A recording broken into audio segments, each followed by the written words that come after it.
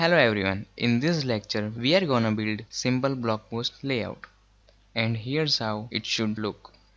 So in here we have a header with 100% of width, then below that we have post, and after that we have comment, and besides both of them we have sidebar, and after the sidebar and below comment we have footer, which also occupy the width of 100%.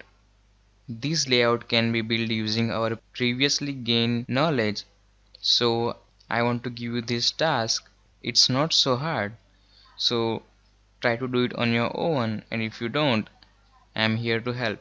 One thing to note here is that if we are not using pixel and using fraction unit, which is recommended, then don't forget to give height of 100% to your grid container, so after using FR unit your layout fits on your page.